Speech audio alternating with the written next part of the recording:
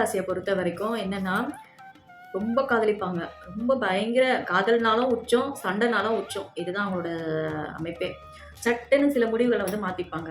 "நீ என்ன காதலிச்சா நானும் உன்ன காதலிப்பேன். நீ காதலிக்கலன்னா நான் அதுக்காக கவலைலாம் பட மாட்டேன்." அப்படின்னு சொல்லக்கூடியவங்க. ஈஸியா வந்து அந்த லைஃப்லேருந்து கடந்து போகக்கூடியவங்க. நெறைய எதிர்பார்ப்பாங்க. எதிர்பார்ப்பு ஃபுல்ஃபில் ஆவலையா, ஓகேன்ட்டு இப்ப அடுத்த வேலை என்னவோ அத பார்க்க போயிடுவாங்க. காதலுக்காகவே ஏங்கி, தவிச்சு, கண்ணீர் விட்டு அழுது அந்த கதையெல்லாம் அவங்ககிட்ட நடக்கவும் நடக்காது.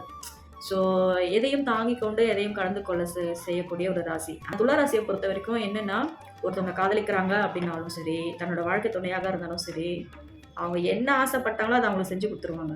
அதுதாங்க.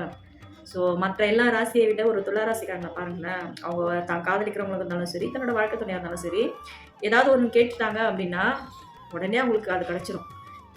அது எப்படிதான் அவங்க மேஜிக் பண்ணுவாங்கன்னே தெரியாது. ஏதாவது ஒண்ணு பண்ணி, அவங்களுக்கு அந்த பொருள வந்து வாங்கி குடுத்துடணும். வாங்கி குடுத்து அதில சந்தோஷத்த பார்க்குறவங்க துலா ராசிக்காரங்க. ஸோ அந்த அளவுக்கு மனசுல இருக்கக்கூடிய ஆசைகளோ, எண்ணங்கள உருகி, உருகி, உருகி, உருகி தன்னோட காதல் மேல காட்டிக்கிட்டே இருப்பாங்க. ஸோ அந்த அளவுக்கு வந்து காதல்ல ரொம்ப மும்முரமான ஒரு ராசியில துலாமும் ஒன்று.